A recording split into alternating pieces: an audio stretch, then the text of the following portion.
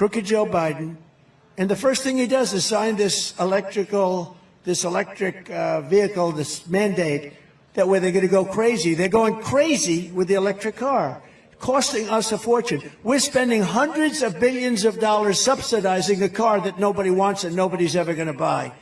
And it's just a shame. You see it. It's so stupid. Hi, friends. Welcome back. So the Tesla stock drama continues, and we keep getting more and more wild news about this thing. So let's just jump right in. First, guys, the stock was actually up today, up 2%, so not bad. And this is a day when the Dow Jones and the S&P were down and the NASDAQ was up. So yeah, Tesla stock was up, but the news is crazy on this stuff. First, it looks like the Tesla had to file with the SEC that they're advertising to get Elon his pay package. And I told you guys this stuff before, how they're sent filing to the SEC, that they're working with social media influencers.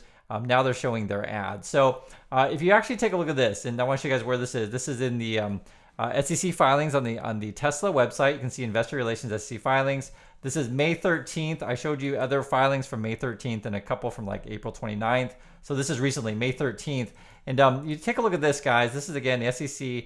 And these are different ads that Tesla is running to help Elon. And I always find this funny because, I mean, shouldn't a company have better things to spend their money on? But, you know, you guys can be the judge of that. So they're saying, like, vote for Tesla, proposals 3 and 4, bring Tesla home. Protect your rights, protect Tesla, vote for Tesla, protect your investment, protect your rights and investment, protect your rights and investment, etc.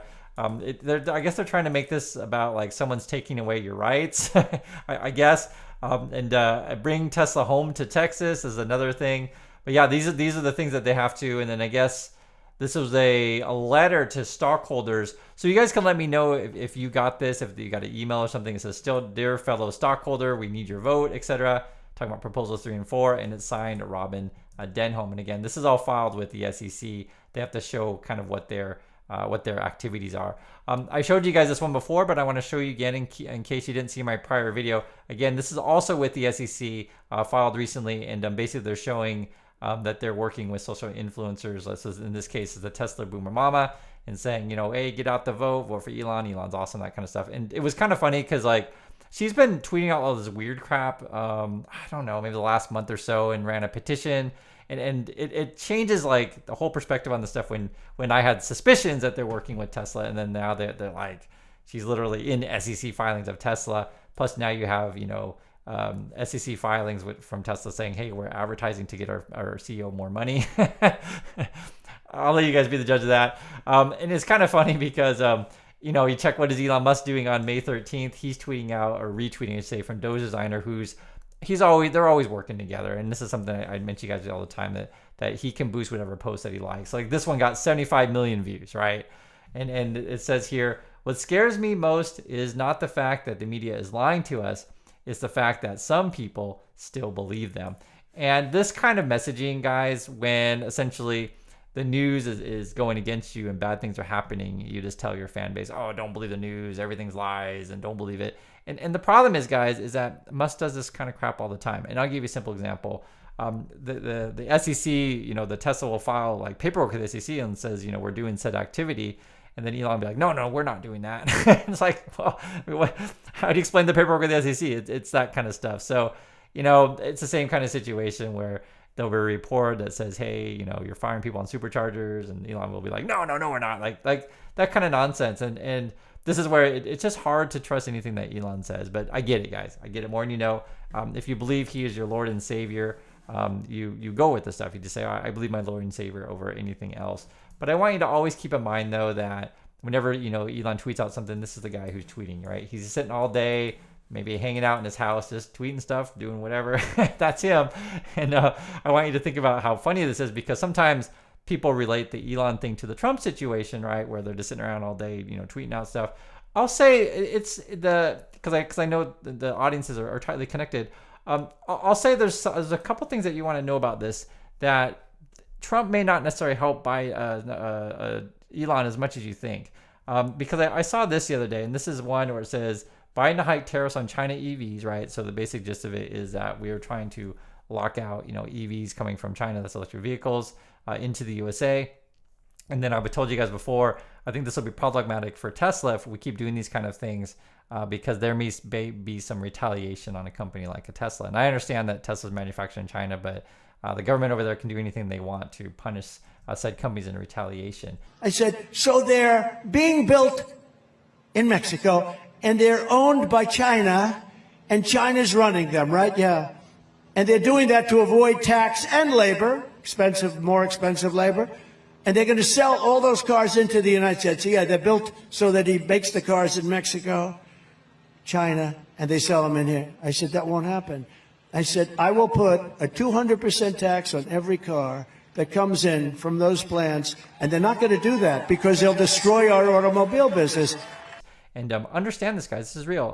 One of the reasons for Tesla's success has been help from EV tax credits, also to help from the government and the Supercharger stuff. So, if Elon and the Tesla weren't subsidized, things would be very, very different. And I think Trump would be very likely to cut subsidies. So that's his crooked Joe Biden.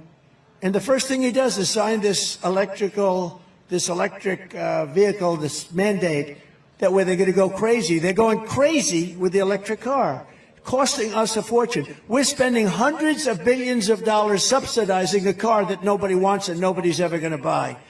And it's just a shame. You see it. It's so stupid.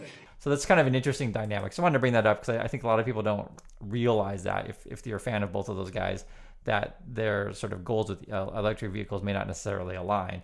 The other thing too that just came out today, guys, there's always drama with this stuff. Tesla's head of Cybertruck manufacturing is out. What?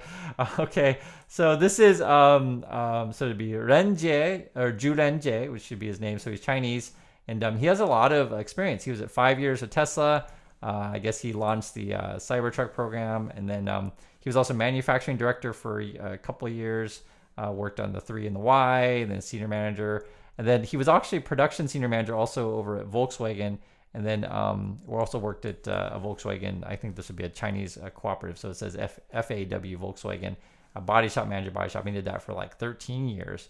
Educated in Harbin. And he's been, so with 13, he's been at this game almost 20 years. And he put a message on his LinkedIn just a day ago here. It says, after triumphing the epic launch of Cybertruck program and ramping the volume production line to steady 1,000 a week, throughput orbit, I think that's what it means, 1,000 a week, a throughput orbit for the past 16 months in GFTX, and also 7 weeks after 5th Teslaversary, my adventure with this great company has come to an end. It was been a great honor and pleasure working with the most talented yet super diligent colleagues, as well as all our amazing vendor partners, either back in Shanghai or here in Austin. So he is now out, and then he says here, now it's time to start a new journey. So good luck to Renjie. And also too, we got this. If you guys follow, like the Big Short people, this is Danny Moses is one of them. They're calling for it to head to $50 here on our show last November. So how do you feel about it now? For someone who cares so much about the human race, he is firing a lot of humans at this moment, and everything's kind of falling apart in their core business. So what's he doing? He's pointing everybody to robo-taxis and AI and autonomy and all that. At the same time, the DOJ is now, Reuters is reporting, is investigating this for wire fraud, et cetera, because he's been selling a product that doesn't exist. So if you want a price prediction to the downside, he's shooting for 50. We've heard other price predictions shooting down to 14, something of that nature. With all of this craziness, I mean, who knows? and especially if, like I said, if government subsidies are cut to Tesla, if we get into some sort of crazy trade war. Moreover, you have this other crazy situation to where Tesla's now trying to, give out cars, essentially. I don't give out the right word, but they lowered the interest rate, and I guess they're giving a promotional financing 0.99, which is very interesting because we're in an environment where I think the average car loans are more like in the double-digit range. And something like, obviously it depends on your particular situation. Maybe you get a loan in at 8% or something like that. But I don't think that many places are offering 0.99 for a car loan given the current Fed funds rate. But yeah, this is what they're doing, and we know they've been doing price cuts and these kind of things. So now I guess they're saying Model Y $399 a month at 0.99%, and that's after your savings, and you can check out the numbers on that stuff.